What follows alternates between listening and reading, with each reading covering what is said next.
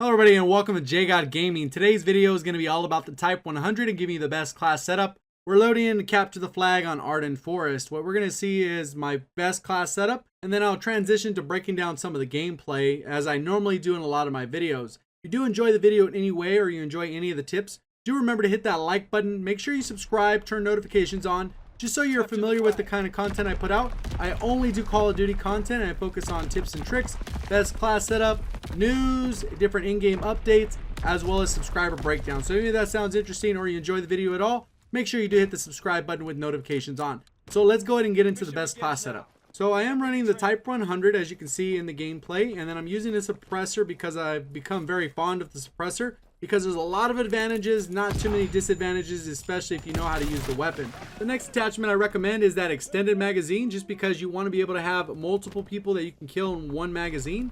So right here with 45 bullets, you're able to put down probably about 4 or 5 or even 6 people if you're accurate enough.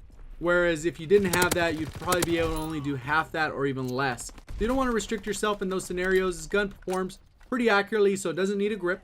But I am using rapid fire, and that'll allow it to be a little bit more competitive with all the other SMGs, because it is one of the worst when it comes to time to kill in that specific category. It is probably one of the most accurate though, so it does have a trade-off there that you can land more shots. But if you come point blank with a Thompson or an Urso, you will get melted. So something to be aware of when you actually engage these different ranges. If one of those people are in the lobby, you probably want to switch it up, because this gun will not outcompete them at those primary ranges where you do want to engage with the suppressor. Since this gun does have a little bit further range and a lot of accuracy, it's the most accurate SMG in the category, I believe, in the entire SMG category. I believe it's probably the most accurate. You're going to be able to engage some of those more medium to long range engagements, but for the most part, you're really going to want to keep those engagements as tight as possible, because SMGs tend to melt at those ranges. Against ARs, you get the better hipfire spread, you get a lot of other advantages. With your strafing speed with SMGs, it's just a little bit higher, so you got to take advantage of all those. So you got to close those gaps, hit those shots, be as accurate as possible, and your time to kill will still be good. Definitely not the best, because like I said, this SMG does not compete against the Thompson and the Urso, even the PPSH at those tight, close ranges. One of the craziest things is to run Blitzkrieg with this. In general, Blitzkrieg is just an amazing basic training, because it'll boost those streaks, and if you can get paratroopers on a regular basis, you are in the money. They will absolutely go off, especially in Capture the Flag and other objective game modes. They're nice for actually getting that map control. They don't really influence the spawns. They can actually stand there, see someone spawn, kill them. So they are kind of broken in a way, and you'll see that demonstrated in the gameplay. Another aspect I'll talk about briefly is when somebody on the enemy team tries to anti you, and that's a term a lot of times YouTubers will use or reference. And that's basically someone changes the class, not to win more gunfights against you, but to be more annoying as possible. So they might switch to a melee weapon, put on airborne, run around the map and melee you, just because they can close the gap, come from behind you, cut you off, whatever the case is, and then just ruin your day. The other thing is Saboteur C4. With the Expeditionary, people can do that as well. So there's a lot of issues in the game that are easily influenced. You're going to see these paratroopers just absolutely demolished. I drop them off close to the spawn, but not so close that they can kill them when they're landing. But it will allow us to get that good map control, allow the teammates to grab a flag if we need to. If they decide to and want to, they can do that. But the other thing is anti-ing. They can throw on a shield. All of a sudden, you're going to see a guy. He ends up being a nuisance to me, and he ends up throwing on a shield. And at that point, that anti's mission becomes to stop you from getting more kills and ending those streaks. They don't care how many kills you get really, but they really just want to end those streaks, which is cool. I mean, that makes sense from their perspective, but they'll do anything they can, exploit whatever they can, and they don't care how many times they die, because the entire goal is to kill you off your streak and end those streaks, and that's what they like to do. So you can see right here, this fighter pilot is actually beastly, even though they're already dead, not really in spawn. You can see the paratroopers going off. I'm already going to get that vicious medal, unstoppable medal, get that XP, and then I end up getting in this weird scenario where a teammate's right next to me and ends up killing me. So we're going to talk about a little bit of this gameplay, break it down like I said, like I normally do. I've talked a lot about the weapon, and then you're going to see I'm really trying to position myself, push into their spawn. You can see the flag carrier, he's grabbed the flag, but then he ends up dying.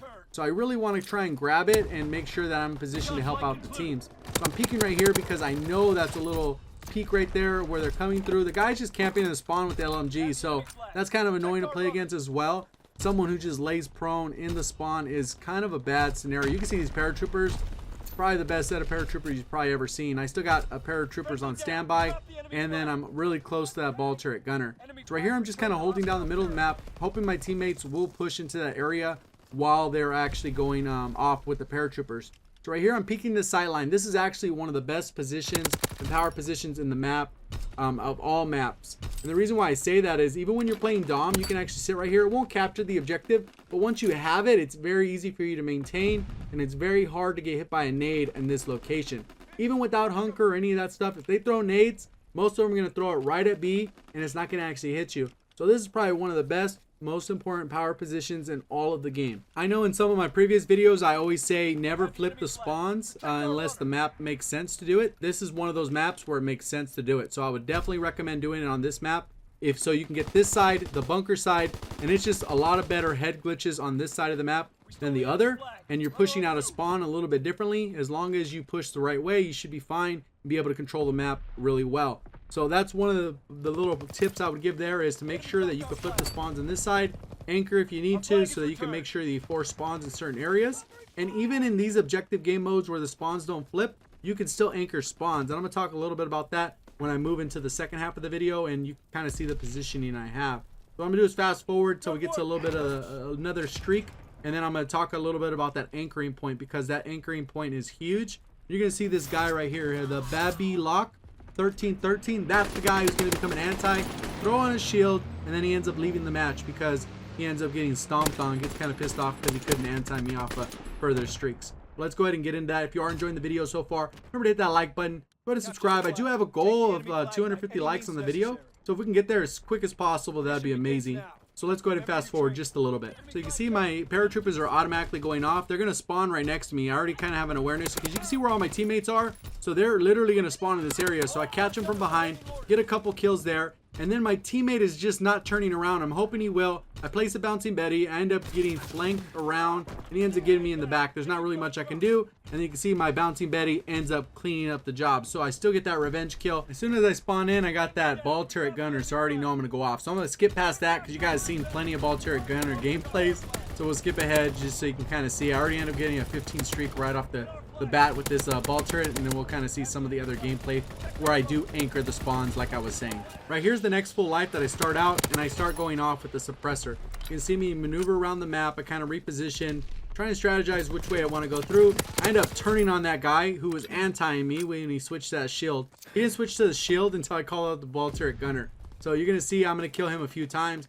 Coming around their spawn, I already know they're spawning here because I just ran through the other spawn.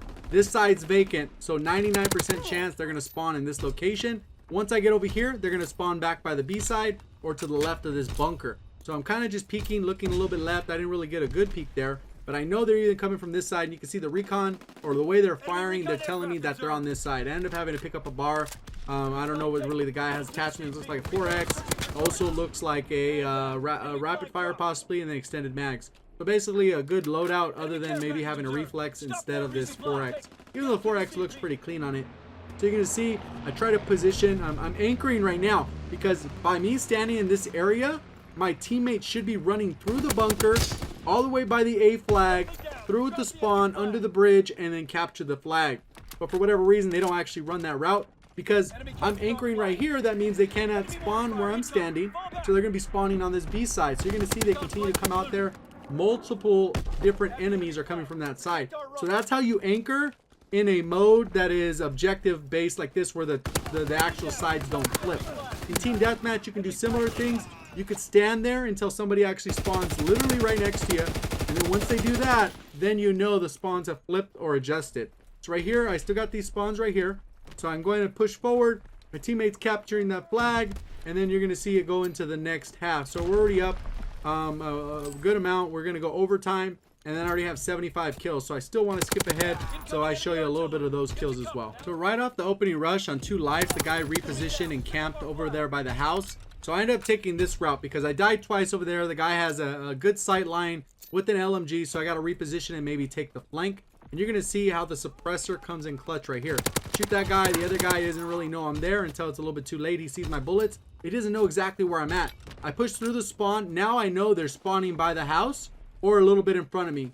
And it doesn't look like they spawn really in front of me. Come through by the house. Take that guy out. Take another guy out. And there's another guy spawning in right here. runs right out of spawn. I get another kill. And based off the movements, you can see there that I never appeared on the minimap. You can see my triangle is completely open. When it's open, that means you're not on the minimap. When it's closed, that means people can see you on their own minimap. I go ahead and turn around on that guy, take him out, and I'm getting really close to those streaks again. And a lot of times that's what ends up happening. You get good streaks, people end up leaving. That's why when they make OP streaks that a lot of times people will end up leaving the match. Right here I end up trying to take both of these guys out. I sit that guy down. He ends up dying. I come around over here. This guy looks like he's starting to leave the match. I come through the spawn, and as soon as I start getting more kills, these guys just get a little bit frustrated. Again, I'm anchoring right here so that my teammate could come through this left side by B, grab the flag, run back, and it should be a pretty clean run. And this is what you really want to do with the spawn delay. What happens is my teammates should rush over here, get a couple kills, grab the flag, and then pretty much where they're positioned, they can't run back in time. Basically, I'm going to cut off the teammates from getting to where they need to go.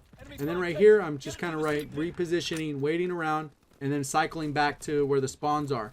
So again, I kind of rotate back and forth. I know that since I'm over here at the house, they're going to be spawning on this back area. So I got to kind of rotate back and forth, kind of see what my teammates doing, see if they're going to grab the flag. There's enough bodies to push. Because I'm not going to grab the flag. I'm going to lock it down. I have better gun skill than most of my teammates, so I'm going to make sure that I actually hold down the area. And I don't mean that in a cocky way. You're going to see the lobby. Basically, it's me and Earl, which are Master Prestigers, and then everyone else on our team is like level 4, level 1, level 4. Something nuts. So you can see I dropped another set of paratroopers, and you can really pay attention to the placement of those. And if you are struggling to get these long, super long streaks, really just go for a supply drop or go for an emergency airdrop.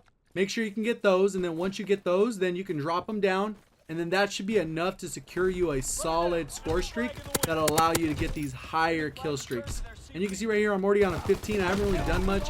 Taking people out, they don't really know where I'm at. Paratroopers are absolutely destroying these people. The guy's forced to spawn there because he's blocked over there at the house. So the paratroopers are going to kill him right in spawn. I reposition, kind of trying to push a little bit with the flag carrier, seeing kind of what direction they're going, making sure the back's covered there. Peek the mid map, make sure no one's coming through that way. My teammate decides to go that way instead of the left. I'm going to peek around over here just in case. And that's the majority of the map. I'm going to kind of skip forward just to the end. If you guys did enjoy the video in any way, remember to hit that like button. Again, a goal of 250 likes. If we can hit that number, it'd be just absolutely amazing. We did hit 5,000 subscribers on the channel, and that only happens from you guys supporting the channel as much as you guys do in the comments section by subscribing and having those notifications on. So if you guys did enjoy this in any way and you're new to the channel, make sure you hit that subscribe button if you learned anything or enjoyed the content in any possible way. The teammate went ahead and captured the flag real quick in overtime, so I barely got the 100 bomb. Is exactly 100 kills. I was right on the edge of a ball turret gunner, so that would have been nice to see. But that's pretty much the video. Thank you guys for watching. As always, have a great day.